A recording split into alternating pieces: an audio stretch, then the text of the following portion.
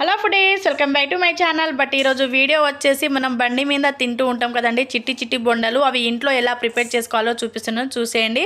First మనం ఈ బొండలు prepare చేసుకోవడానికి అయితే మైదా పిండి తీసుకోవాలి. సో మైదా పిండి ఒక 2 కప్స్ వరకు తీసేసుకున్నాను నేనైతే. సో దాంట్లోనే కొంచెం వంట సోడా అలాగే కొంచెం సాల్ట్ వేసేసుకొని ఇంకో మొత్తం కలిపేసుకోవాలి. సో కలుపుకున్న తర్వాత దాంట్లోనే కొంచెం పెరుగు యాడ్ చేసుకొని పిండి అంతా కలిసేటట్టుగా కలిపేసుకోవాలి.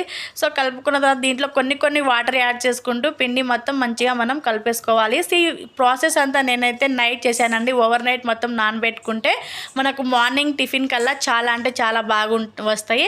అలాగే మనం బోండలు వేసేటప్పుడు మంచిగా పొంగుతూ మంచిగా వస్తాయండి. సో మీకు స్నాక్స్ టైంలో కావాలంటే మార్నింగ్ చేసేసుకోండి ఈ ప్రాసెస్ అంతా.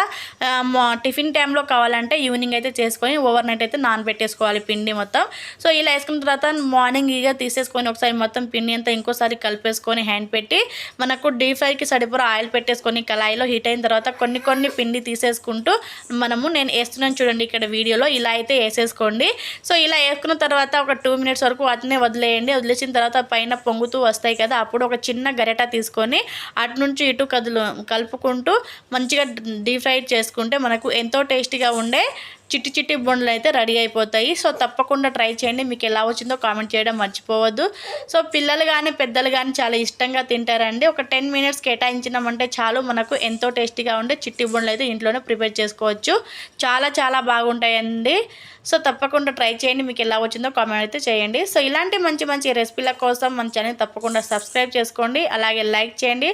మీకు తోచిన సింబల్ని అయితే కామెంట్ చేయండి. చాలామంది చూస్తున్నారు, లైక్ చేయట్లేదు, అలాగే సబ్స్క్రైబ్ చేసేసుకోవట్లేదు. సో తప్పకుండా సబ్స్క్రైబ్ చేసుకోండి. అలాగే మన ఛానల్లో వస్తున్న ప్రతి ఒక్క వీడియోస్ అయితే సింపుల్గానే ఉంటాయండి. సో నేను మీకోసమే చేస్తున్నాను. చాలా అంటే చాలా సింపుల్గా ట్రై చేసుకొని వంట రాని వాళ్ళగా చేసుకోవచ్చు. అంత సింపుల్గా ఉంటాయి మన వీడియోస్ అనేవి. సో ఇలా ఉన్నప్పుడు మనం తీసేసుకొని సర్వ్ చేసుకుంటే వేడిగా చిట్టి బుండలు అయితే రెడీ అయిపోయినట్టే. ఇదండి వీడియో. ఎలా ఉంది తప్పకుండా కామెంట్ చేయండి. అలాగే సబ్స్క్రైబ్ చేసుకోవడం మాత్రం మర్చిపోవద్దు. సో పల్లీ చట్నీతో సర్వ్ చేసుకొని తినండి. చిట్టి బుండలు చాలా బాగుంటాయి. పిల్లలు కానీ ఇష్టంగా తింటారు. Thank you for watch. Thank you all. Bye.